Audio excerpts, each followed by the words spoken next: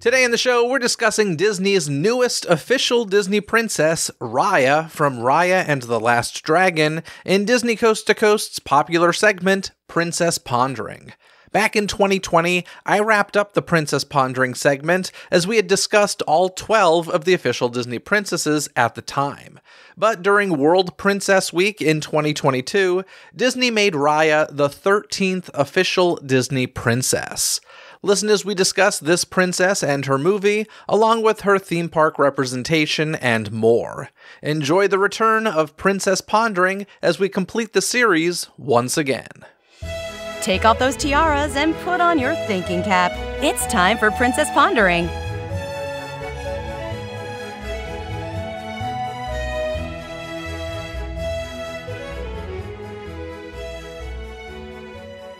Hello, Albert, and welcome to Disney Coast to Coast. How you doing today? Doing great. Thanks for having me. Yeah, we're here for Princess Pondering. It's been a while since I've done a Princess Pondering because, frankly, we finished up with all the princesses and Raya came along a couple years ago, but she came along during World Princess Week in 2022. She was made an official Disney princess at that point. Do you know when the first World Princess Week was? Which is a made-up thing by Disney, by the way. I honestly have no idea. I would assume it was probably in the last 5 years to help capitalize on the Princess franchise. Yeah, it was 2021. So the first World Princess Week was 2021, and then the following year, that's when Raya became an official Disney princess, which I gotta be honest, I actually didn't know for a long time. Like, a big part of the reason why it's taken me so long to do a Princess Pondering for her is because I didn't know, and a listener wrote in and told me, like, hey, are you gonna do Raya? And I was like, is Raya an official Disney princess? And looked into it, and sure enough, she is. So, of course, she needs to get the Princess Pondering treatment. I'm happy you're here to join me to discuss. And this film was released on March 5th, 2021, Raya and the Last Dragon. Now, this was released in theaters and on Disney Plus Premier Access simultaneously. I'd forgotten about Premier Access. Did you remember this? I remember it mainly because that was how my friends and I gathered together to watch both Mulan and Raya. So this was like a pandemic-born thing. Of course, March 5th, 2021, still dealing with the pandemic. Some movie theaters were open. I can't remember at that point if they were still doing like every other seat where you're probably having to wear masks in theaters. I can't remember exactly, but that's why it was released in theaters and on Disney Plus Premier Access on the same day.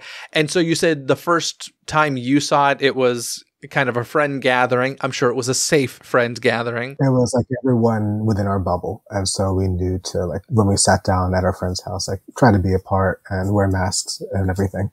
That was your first experience. I gotta be honest, I don't 100% remember mine, although I'm 99% sure I saw it on the big screen. I think I saw it at Walt Disney Animation Studios. I'm pretty sure I got an invite to a screening or something, and that's how I saw it. But, like, the memories are vague.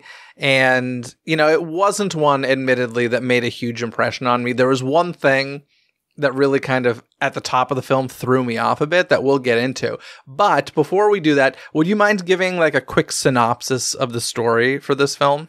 So essentially, Raya and the Last Dragon is set sometime in the distant past where there's 5 different kingdoms that have become born out of the survival, I guess you could say, of the human beings when this enemy force called the Droon came to take over them. The dragons helped to fight them off, but unfortunately they all became stone one by one until there was just one dragon left, Sisu. Sisu uses this powerful kind of magic rock of sorts to help vanquish the Droon. But then Sisu disappears, and the 5 kingdoms of a land once known as Kumandra kind of separated from that, each of them having their own particular culture and style of living, and the center of that was the Heartland, which was where Raya is from, and then there's the people from Tail, the people from Talon, people from Spine, and the people from Fang. And as the story opens, Raya is essentially training to protect that one gemstone, the magic stone left by the dragon. So the father invited all the different kingdoms to come and have a feast in the hopes that he could unite them all. Unfortunately, through circumstances, Raya ends up breaking the stone into 5 different pieces. Each kingdom takes a piece and runs off, hoping that they can use that to protect themselves without worrying about the others. But it also unleashes the Droon. And so then across a span of 6 years, the Droon moves through all the lands. They start turning people to stone until there's an emptiness among most of these lands. And you can tell like each kingdom is now separate, isolated. They're not trusting of anyone else. So Raya decides in order to bring back all the people that have been turned to stone and to get rid of the Droon, she has to unite all 5 pieces of that magic stone again and get the last dragon, Sisu, to use her power to vanquish the Droon once more. Beautiful synopsis. Excellent. So do you happen to recall your first impressions when seeing Raya and the Last Dragon? So the first time when I logged it on Letterboxd, this was right at the immediacy of that like post-show viewing. I'm going to interrupt you right there. Talk about Letterboxd for a second, just in case listeners don't know. I know Letterboxd is a huge thing among our friends group, of which I don't really take part. I tried to for like a 2 or 3 month period, and I was just like, I don't know, this just doesn't feel innate to me. I didn't get into it, but I know you all love it. And so I'd love for you to discuss a little bit about what it is and why you love it. So here's my sales pitch for Letterboxd. It's a social media app where every time you log a film, you just log into Letterboxd and you mark that you've watched that film. You can mark the specific day you watched it. You can add tags for where you watched it, who you watched it with. You leave a star rating, you leave a review. And then every time you revisit that film, you can relog it again and again. There's options where you can make lists for different movies. People like making ranked lists, be like, okay, the films of Martin Scorsese ranked, the films of Walt Disney Animation ranked, the films where the 2 leads are like such and such, like a film player like Grant Hepburn or something, ranked. And essentially it's just about sharing your love of movies every time you watch a film. And I have been a very dedicated user of Letterboxd for the past 8 years. Primarily when I use Letterboxd, I just use it as a diary where anytime I log a film, it's not so much always a critical review of what I want to say about the film.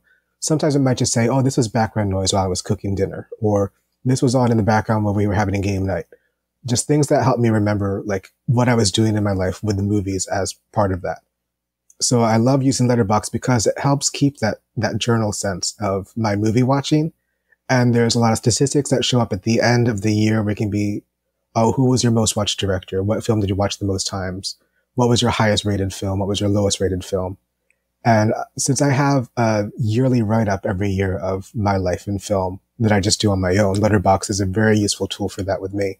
But also it's just a great way for me to keep track of what I watch, what I have to still watch, what my friends are watching, what my friends are not watching.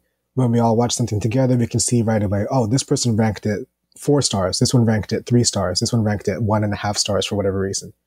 So it's just a fun way to keep track of life through movies.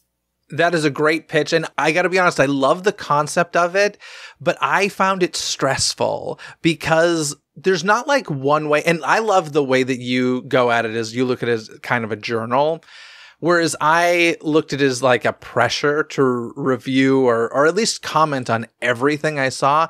And I feel like if I were going to do it, I would have to compartmentalize and be like, I'm only doing this for films I see in a movie theater or something like that, you know, or new films I see. If it's something I'm revisiting from the past, I don't know if I would do it. And listen, I make it way more stressful than it needs to be. I recognize that, but that's why I couldn't get into it. I was just like, I don't know. I just feel there's some sort of pressure that comes with it, but I know our group, there's quite a few of you that do it. And I think it's cool.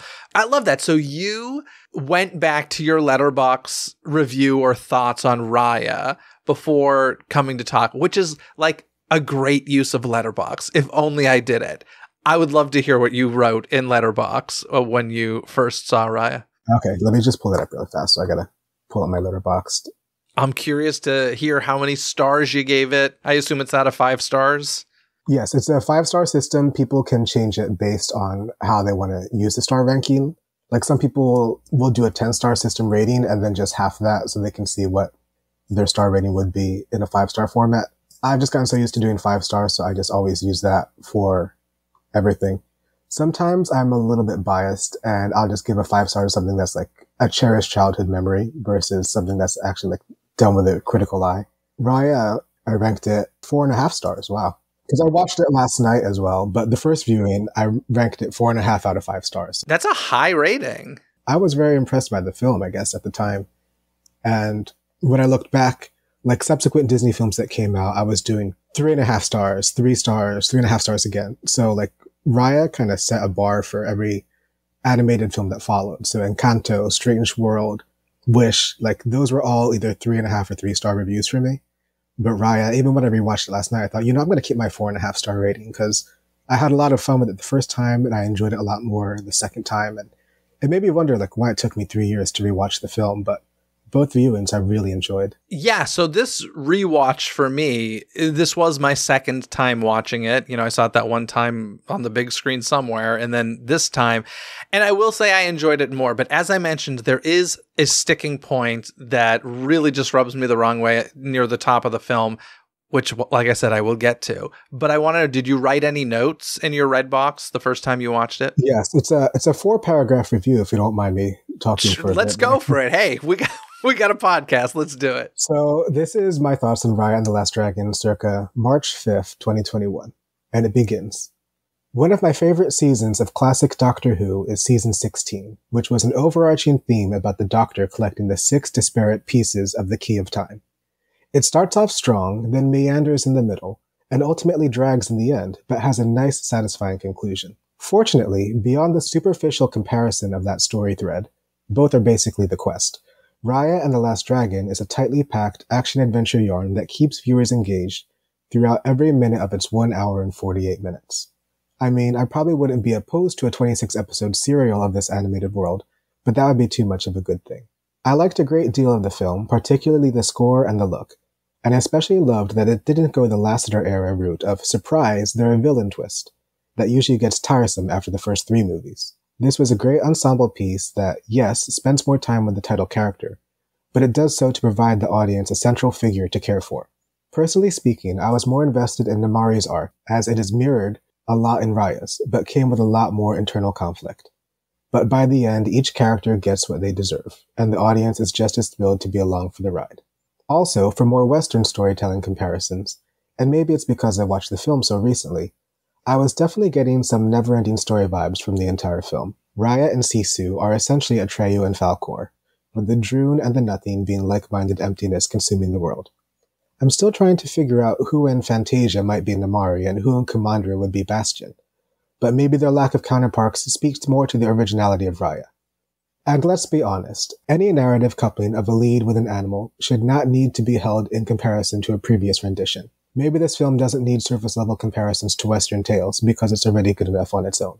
That's awesome. I love that you wrote that back then. And I love the comparison to Neverending Story because the dragon certainly bears a resemblance to, the Neverending Story dragon. So that's really cool. But as I mentioned, there's this thing that bothers me so much. And it's when the dad turns to stone at the beginning of the film, right? We get the purplish blue, mainly purple smoke, the Droon that comes through that turns these folks to stone. And the dad's on that bridge and he's going to save his daughter by throwing her into the water with the gem or the stone. And, if he held that up to the Droon, it would dissipate them. And/or he could have jumped into the water himself. He so easily could have saved himself. And I just can't get past that fact. Like, perhaps he was choosing to be a martyr, but I don't know. It always, in watching it again, I was like, this was an easy save. Like, you could have done to yourself exactly what you did with your daughter and done it with her. It wasn't like a one or the other thing. And it's just always driven me crazy with this movie. I think just thinking about that now, this is the first example of the trust that needs to be built within the characters. Because the father had been shot in the thigh with an arrow. So he was already at a greater disadvantage to outrun the Droon than everyone else. And even if he had a piece of the stone, it was not strong enough as the whole stone. So he could delay the Droon, but not fully engage them and vanquish them. And since Raya, who is younger, she's more capable, she's more able, and she has that bright future ahead, he's trusting her to take over, to reunite the stone, And he's trusting his life in her hands by saying, I'm going to push you into the water because we know the Droon are afraid of water. And you're going to have the stone. It's going to be up to you now to lead the people to take over all the 5 kingdoms again, essentially. And this is all happening in the span of 15, 20 seconds.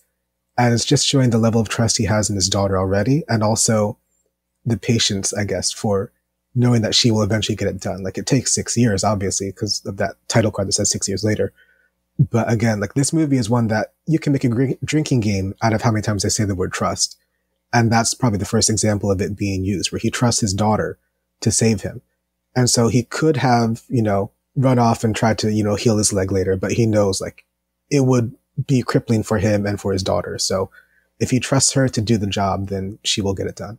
I appreciate that justification, but it still drives me crazy. But yeah, it just felt so simple, but I get it. Whatever. You just have to accept that and move on if you're going to watch this movie. But I will say there was, a big part of this film was the Southeast Asian cultural representation that we see in it. And Sisu the dragon is not a fire-breathing type of dragon that we're used to seeing in films like How to Train Your Dragon. And, most American films, I feel like they're fire-breathing dragons. Instead, in Southeast Asia, dragons are water deities known as the Naga. And that's what we see here in Raya and the Last Dragon. Any other, cultural representation that really stuck out to you while watching the film? So I really liked how a lot of the film is kind of this diaspora of different regions of Southeast Asia, but each one still feels organic to whatever that land is in Kumandra. For example, when you see the night markets in, I think it was Talon, and that's very much like going to Singapore and seeing their nighttime street food atmosphere. Or when you see the different floating boats, that's definitely taken its inspiration from the floating markets in Vietnam. And a lot of the, I guess you could say, a lot of the cultural representation of food and how it's very important is also just something that, like, as a Filipino American, I grew up because we had this kind of blending of Filipino food and American food. And sometimes it didn't always go well together. But again, like, my parents were first generation immigrants here. So they were learning how to adapt their cultural tastes, their gastronomical choices with food, with what we grew up with as, first generation born in America. So like, in our family, we had rice with everything. It was a common thing. Like, you could have pizza and have a side of rice with it. You could have spaghetti and have rice. And there's even Filipino spaghetti where it's a totally different recipe than American spaghetti, but it's something that, there's certain moments in Raya where the food is at play, and how they blend different spices and different vegetables and meat products together just shows how there's a harmony at play with the different foods. And that's one of the things I really loved about the representation in this film. Yeah, food definitely played a role in this story. It was never like front and center, but it was always part of the atmosphere in the background. Another thing that was really huge in this is just martial arts. And it was interesting because, I do feel like a lot of times, more commonly these days, we'll see in Disney films like, don't promote fighting and stuff. But Raya is definitely an atypical Disney princess, right? This is opposite of what a Snow White is, just like waiting for the man to come save the day sort of thing. Like, it seems pretty intentionally completely opposite direction. Raya is somebody who can fend for herself. She is trained in martial arts. She is a fighter. We see her fight a ton in this movie. And it even gives vibes. I don't know if you felt like this, but like the minute the film started, I was like, am I watching a Star Wars movie? Oh, is this an Indiana Jones film? I mean, because literally there's some stuff when she's rolling on Tuk Tuk, the armadillo character. I mean, it feels like pod racing. Like, visually, it looks like if you took out Raya and Tuk Tuk, it would look like a Star Wars film, pod race. And then when she is protecting, the stone, or do they call it a gem or a stone? I can't remember what they call it. I've called it both interchangeably, but I know that they use one specific word. I should say stone. That temple feels very Indiana Jones sort of temple.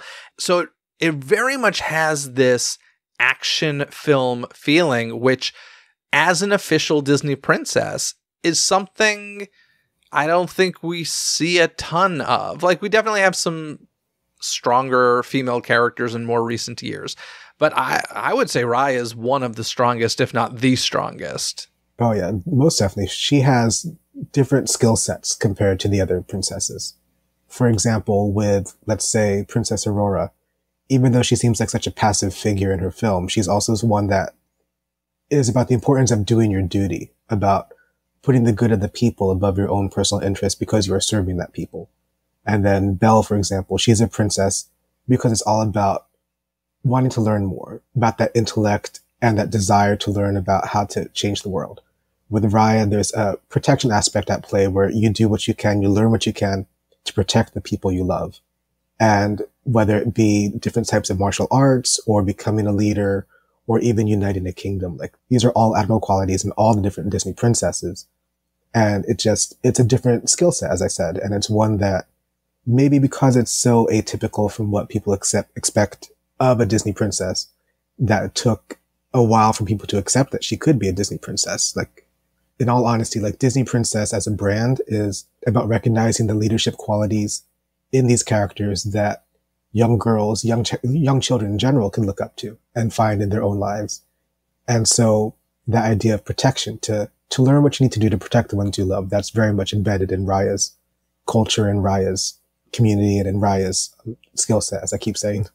Yeah, so I did look up to see if there are official rules as far as Disney princesses are concerned. And, I couldn't find any officially from Disney, but there are definitely theories out there and lists out there. And this is what I pulled from online. 1, the heroine must have human-like qualities. So, that means like Nala from The Lion King could never be an official Disney princess if this were the case. Not a human. So, Raya fits into that. The heroine must star in a Disney animated film. Checks that box. The heroine must not be introduced through a sequel, which is an interesting rule. Like I said, I don't know who made these rules up or what, but this seems to be kind of the general consensus online. So this is not a sequel, so it fits that box. The heroine must be a princess by blood, marry into a royal family, and here's the exception, or show exceptional heroism. Now, Raya checks 2 of these boxes. She is legitimately a princess of her land, the Princess of Heart, and she also shows exceptional heroism. And then this final one is kind of interesting. On one of the lists I saw, it says the heroine's film must be a commercial success. Now, when you look at Raya and the Last Dragon, it made $130.4 million worldwide, which is terrible. But we do have to acknowledge it opened during a pandemic, and I don't know what those Disney Plus numbers were or anything like that. It is one of those things, and I'd be curious if you agree or disagree here, but I think one of the things, or an unofficial mention of this list, would be Disney loves their representation, right? And I feel like that gets you a little bit ahead these days of getting on the list, even if your film maybe wasn't the biggest. I mean, I think a great example is Tiana's Bayou Adventure, right? Like, they built a whole attraction, or, did a massive overlay of it or redo of an attraction for a film that really was not one of the biggest hits. I feel like the popularity has definitely grown through time, but I think a huge part of it is representation. And I think that representation really kind of is a top priority for Disney these days. Just going based on what I've noticed with the Disney Princess line, and also just the variety of characters Disney has over time, representation is very important, simply because as Asians, we are not just the quote-unquote model minority that people have expected since the early 20th century. And as a result, we are not always just that one quote-unquote token Asian that is always around. And within Disney, that had been Mulan for so many years, because she represented China, but then she also represented all of Asia. Princess Jasmine, as a Middle Eastern, Arab-inspired princess, was considered also essentially a token minority, because the majority of princesses have always been white women from European countries. So Jasmine and Mulan, they can't carry the representation of every single non-white skinned character and every single non-white skinned Disney fan out there. So adding diversity to that representation, I'm all for. I feel like with that one quote unquote criteria about you have to have a financially successful film, that feels also like a way to exclude the Black Cauldron or Atlantis, because the Black Cauldron had been a massive flop for Walt Disney Pictures in 1985, to the point that they tried to rebrand the film 5 years later as Taran and the Magic Cauldron, and it still didn't do any business. And then Atlantis, even though it made good enough amount of money, it was still seen as a disappointment compared to everything that came in the Renaissance. And so that unofficial criteria / official criteria helps them to exclude Princess Ailonwi and Princess Kida. But then they also have to consider like $130 million in a pandemic is not a huge chunk of change, but it's still impressive enough given the circumstances of its release. So it justifies it, but just barely. But also, again, just speaking as a minority Disney fan, having representation is important, and it has to not be broad representation. So again, Mulan can't represent every single country in Asia. And Raya, even though, she comes from that Southeast Asia region where she could be Thai, she could be Vietnamese, she could be Filipino, she could be Laos, she could be Cambodian, like she's carrying all that, but the other characters also carry that as well. So it's good to have that level of representation, but I'm not, campaigning for the next Disney princess has to be specifically Filipino, because then it goes into a slippery slope. Like, is she going to become a Filipino from the northern region, or is she going to be from the provinces down south, or is she going to be from, Filipino-born American? Like, what could she be? And, there has to be a variety to help justify the representation. But there also has to be, I guess, limits to that, where you want to be broad enough, but still have an area of specificity to it, where someone can look at something and say, okay, this is not just a token representation. This represents me on some level, but not on every level. Let me ask you about one of these other rules and get your opinion on something. So the second quote-unquote rule here is the heroine must star in a Disney animated film. So does that mean Disney needed to have originally made it? Like, do you think there's any chance that Anastasia, originally a Fox movie, now owned by Disney, will ever be a Disney princess? Because I got to tell you, they recognized her at the Hollywood Bowl during a Disney, I think it was a Disney princess show, or no, it was the 80s and 90s Disney show at the Hollywood Bowl. Like, they did Anastasia stuff, and I was shook. I couldn't believe it. Do you think there's any world in which Anastasia becomes an official Disney princess? In all honesty, yes, I do. And this is going to take a while to get to my point, because it's not just Disney and 20th Century Fox at play, but you got to consider every different major Hollywood studio over the years. So one of my favorite Hollywood studios during its peak of production was Metro-Goldwyn-Mayer. From 1924 till about 1974, they were one of the top studios in the world. MGM, for folks who don't know the name Metro-Goldwyn-Mayer. So when their studio went into a whole bunch of turnaround in the 70s and 80s, eventually the bulk of their library got bought by Ted Turner, who in turn sold it to Warner Brothers. So that means that the noticeable classic MGM films like The Wizard of Oz, Singing in the Rain, Seven Brides for Seven Brothers, these are all MGM-made films, but they are now under the property of Warner Brothers. And Warner Brothers, ever since 1996, will continue to brand all MGM films. The title card will still say MGM because that's part of the film itself. But the branding on the merchandise, the branding on the DVDs, the Blu-rays, the posters will still say Warner Brothers on them now. And they've basically taken ownership to the point that when Warner had their own 100-year campaign last year, they included Singing in the Rain, 2001: A Space Odyssey, The Wizard of Oz among their films, even though they had nothing to do with their production until they bought the films outright. And so there's already a precedent for one studio, one, taking ownership, and two, taking credit for another studio's work. So Disney, through the requirement of 20th Century Fox, they now own Anastasia outright. And they have slowly but surely integrated the IP of Anastasia into their Disney branding. Anastasia was one of the first titles, I think, on Disney Plus at the time. And they have taken charge of the stage musical. As you said, they included the character in the Hollywood Bowl. Even some non-Disney affiliates will do like the princess concerts, and they include Anastasia among the Disney princesses. So in all honesty, it's only a matter of time before Disney says, we're going to officially recognize Anastasia as a Disney princess, even though they had not one iota of credit to that film until they bought it themselves. So I can see it happening, honestly. I don't want it to happen, but I can see it happen. The MGM thing is a great comparison, and it made me think of something. Disney has done this already with something Fox. And when I say they've done this, it was on Disney Plus, and I saw the thumbnail for a film soon after Disney bought the Fox library. And it said Disney's, and then the title of the film. I'll give you a hint. It was a Christmas movie. Do you happen to recall this? Is it Miracle on 34th Street? Yes. They put a thumbnail that said Disney's Miracle on 34th Street for the original classic film that is a Fox movie.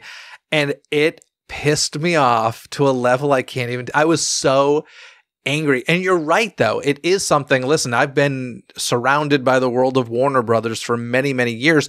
And The Wizard of Oz is, quote unquote, a Warner Brothers film. But I will say... I think you cannot legally do, like the studio couldn't do this, but as you mentioned, like the title card before Wizard of Oz, you still see the MGM lion roaring. So if you really want to know who made a film, watch the original credits. So if you're watching it on home video, you'll get that home video credit. So you'll see Warner Home Video or whatever. And then you'll see like the film start with MGM. And then it continues. Sorry, this is getting nerdy and minutia, but, you know, when Disney put their name on Miracle on 34th Street, I could not accept it. It angered me, man. This is why my movie collection, I used to separate everything by the movie studio. And then within that section of my movies, I would separate them chronologically. But then with Universal owning the Paramount Library before 1950 and Warner Brothers owning MGM before 1986 and Disney acquiring Fox, I realized, you know, it's going to be too complicated to figure out who owns what anymore.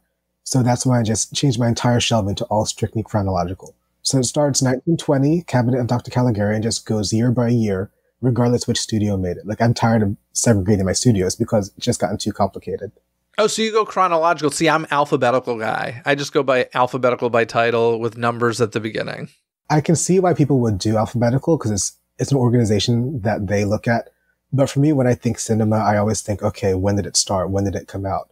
That way, when I think, if I want to watch a film noir, I'll head to the 1940s section of my shelf. If I want to watch a 90s rom-com, I know exactly where that is on my shelf. If I wanted to watch, you know, a Marvel film, I could just find that in the late 2010s and find it. So it's just about like how the mind works with movies, I guess.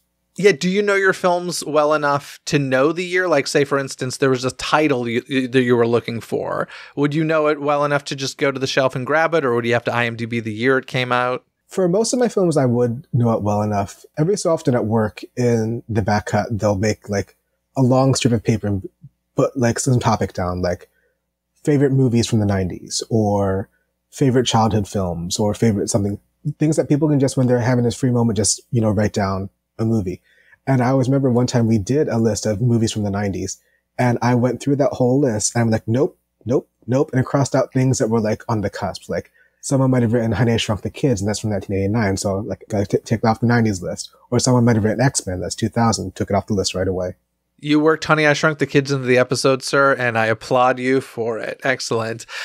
So with Raya and the Last Dragon, do you have any favorite scenes or moments you'd like to discuss? So one moment occurs towards the end of the film when it's the big giant climactic battle.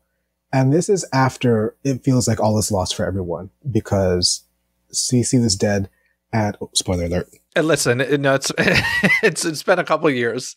Cece was dead and everyone thinks, okay, the Druid's going to take over.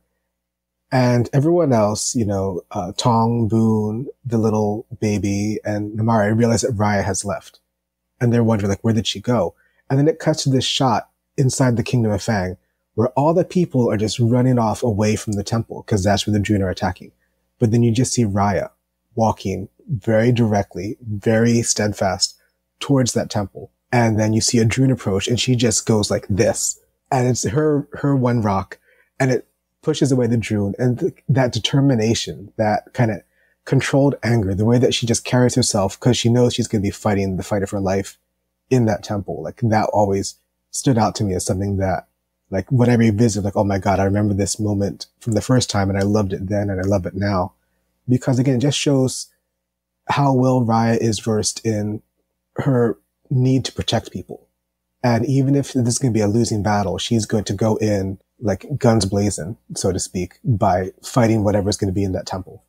I absolutely loved the young boy Boone in this film. Boone is the highlight of this movie for me.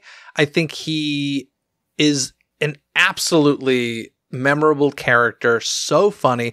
The performance is phenomenal by a young actor by the name of Isaac Wang. He's incredible. Isaac starred in a movie that came out this year. Dee Dee? Dee Dee. And I loved Dee Dee. Did you see Dee Dee? I haven't had a chance to watch it yet. The one night I was going to watch it, I ended up going to Aaron's house to watch Now and Then. Another good film.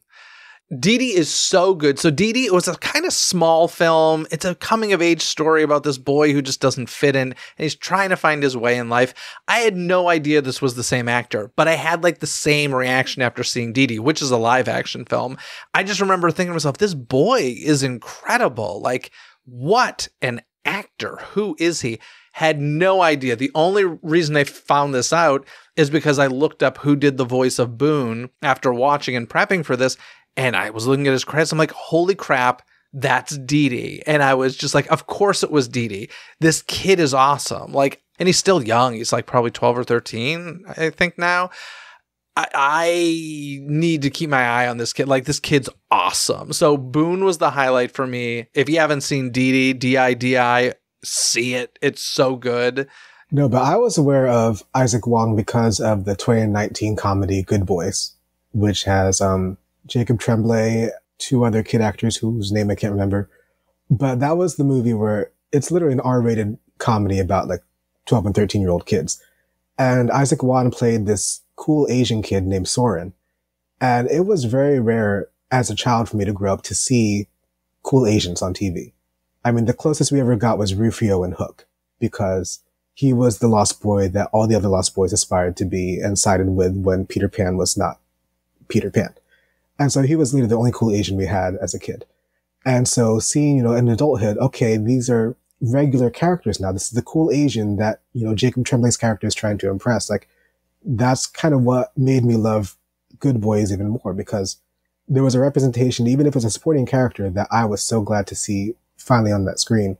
And it's a very small role, but he just plays it with this ease that kind of makes you understand like why he's the cool Asian, because he takes himself as someone that he doesn't care if you don't think he's cool. He knows he's cool. Now that you mention that, it sounds vaguely familiar. I did see Good Boys, and I can't say that he sticks out in my mind or stuck out in my mind at the time with that, but as you were describing it, I'm like, yeah, I do remember a character like that. I'm telling you, this kid is great. Isaac, is it Wang or Wong? Technically, it's pronounced Wong. Wong, okay. Even though it's spelled with an A, it's pronounced Wong. All right. So that was the highlight for me. Not gonna lie. Sorry, it has nothing to do with our princess, but Boone is awesome.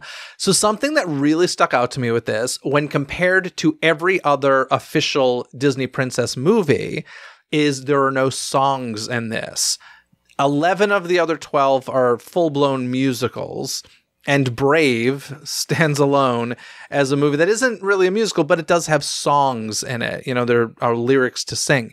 There are none in Raya and the Last Dragon. And I must admit, like, that is something I've learned this about myself. Disney animated film doesn't really feel like a Disney animated film to me unless it's a musical. And I'm not saying that makes it good or bad, but like when I think of Wreck-It Ralph or I think of Zootopia, films I enjoy, but they just don't feel like Disney animated features to me. Like they belong more in the Pixar realm or something, which is not fair. That's just, this is just my brain. I'm not saying people should feel this way, but Raya lives in that world for me. Because it's not a musical, it really sets this film apart from all of the other official Disney princesses. The move to keep it strictly as an adventure film kind of does put it on the same tier as Atlantis, The Lost Empire, to a certain degree Treasure Planet, but Treasure Planet does have that one musical montage with the song I'm Still Here, so it's a quasi-musical in a sense. But I like that they went in a direction that is completely unexpected for Disney, because, the formula is almost always going to be, music and lyrics, and throw it into the story. And when everyone has something they have to say, like so badly, you have to sing a song, they sing that song. And I feel like with this film, because it's very much based on that quest narrative, it's basically their answer to, if we had to animate Lord of the Rings in a Southeast Asian culture, how would it play out? And then you get Raya and the Last Dragon. If they were going to do Doctor Who, The Key to Time in a condensed animated 90-minute movie, how would you do that? Raya and the Last Dragon. There's no songs in Doctor Who either, as far as I can remember. But like, it feels kind of atypical for Disney, but at the same time, the score by James Newton Howard is, I wouldn't say one of his best, because I love James Newton Howard's work. Primarily, Chronicles of Narnia is a really timeless score of his. He did a score in 1991 for The Prince of Tides, which is one of my absolute favorites of all time. I think he also did Atlantis, but he's able to just invoke this epic feel where it feels like words would get in the way, in a sense. And it helps keep that pacing of Raya as, okay, this is the adventure, this is the quest, we have to get things done. If they stopped for a song, it would kind of put a halt to that. Although, like you, I agree, like there are moments where I feel like is it really a Disney film if it doesn't have a song in it? Because even some of the most threadbare Disney animated films manage to work in one or two songs. Great Mouse Detective has like 2 musical numbers for no reason whatsoever, and it still works as the adventure film, even with those 2 songs in it. Absolutely. I do love, you mentioned earlier how, part of the film, the majority of the film takes place 6 years after the beginning. But I love that for the first 20 minutes of this movie, we see a younger Raya, which is kind of rare, I think becoming more common. Of course, Anna and Elsa from Frozen are not official Disney princesses, but we do see them as children for a good chunk of the film.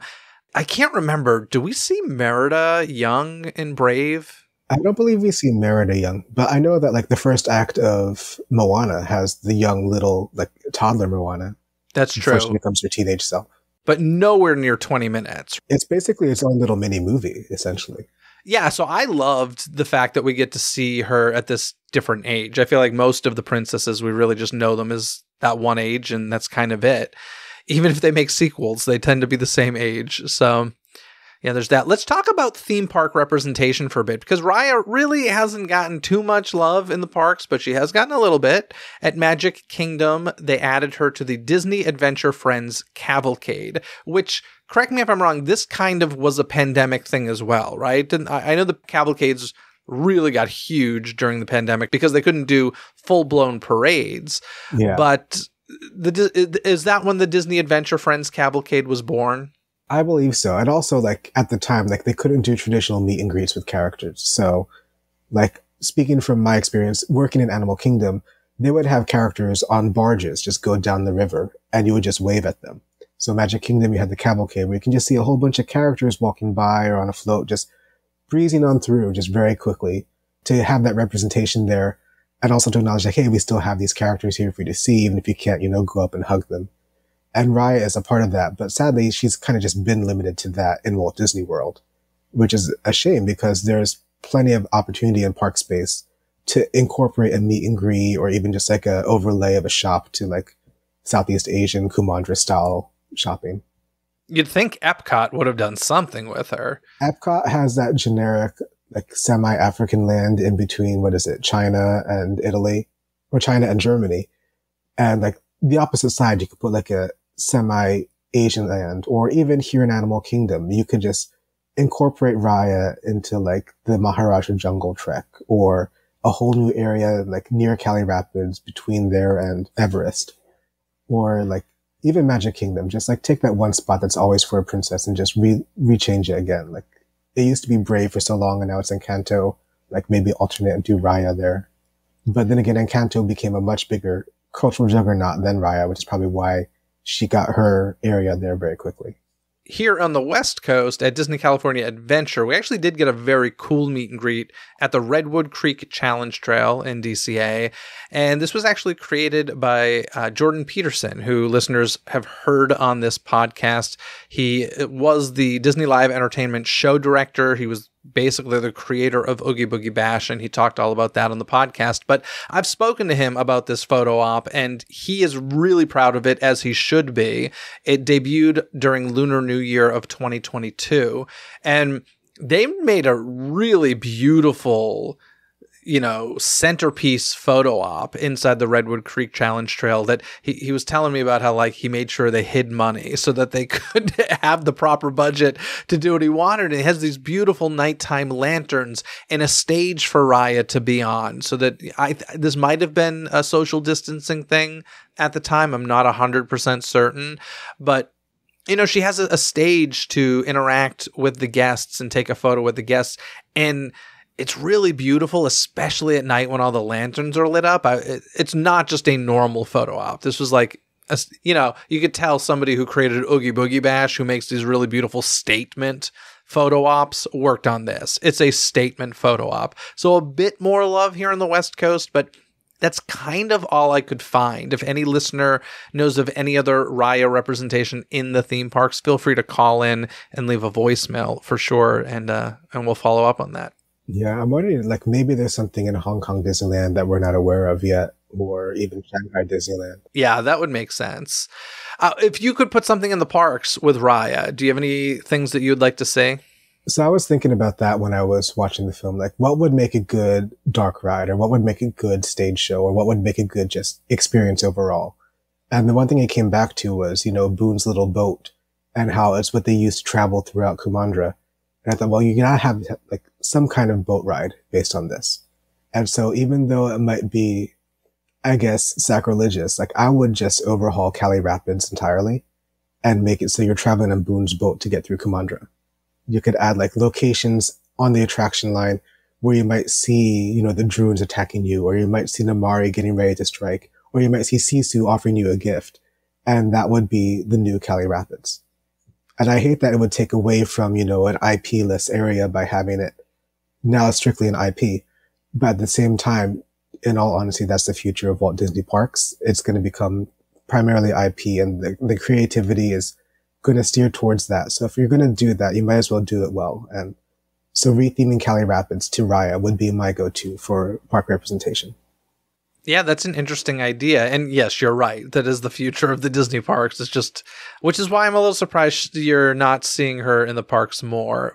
For me, when I was watching it, I really just thought about Jedi Training Academy, considering the martial arts that is in this film.